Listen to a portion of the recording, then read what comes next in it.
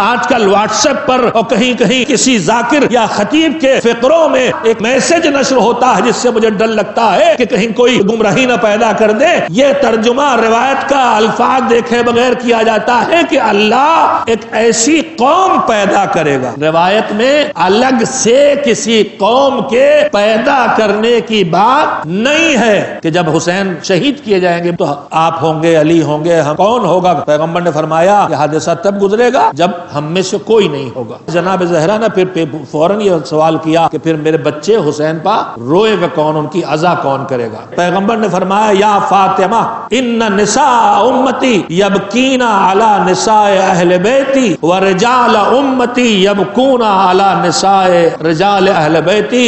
اے میری فاطمہ، میری امت کی عورتیں میرے اہل بیت کی عورتوں پر گریا کریں گی اور میری امت کے مرد میرے اہل بیت کے مردوں پر گریا کریں گے، ایک بار نہیں۔ وَتُجَدِّدُونَ الْعَزَا جِيلًا بَعْدَ جِيلٍ فِي كُلِّ سَنَةٍ۔ وہ شہادت کے بعد ایک بار نہیں بلکہ میری امت میں مسلسل نسلاً بعد نسل ہر سال حسین کی عزا کو انجام دیتے رہیں گے۔ لیکن میں یہاں پر روایت کے جملوں کے سہارے ایک بات بھی عرض کرنا چاہتا ہوں۔ تو امت کا مطلب ہوا وہ جو اسلام کو لے آیا، جو ایمان تک آیا، جس نے احکام خدا کو قبول کیا، وہ ہے امت والے۔ پیغمبر نے فرمایا کہ میری امت کے مرد ان شہداء پہ روئیں گے، جو مرد شہید ہوئے ان پر روئیں گے، اور میری امت کی عورتیں ان شہید خواتین پہ روئیں گی۔ امت والے کون ہیں؟ جو دین کو قبول کرتے، توحید سے قیامت تک کے عقیدے کو اپناتے ہیں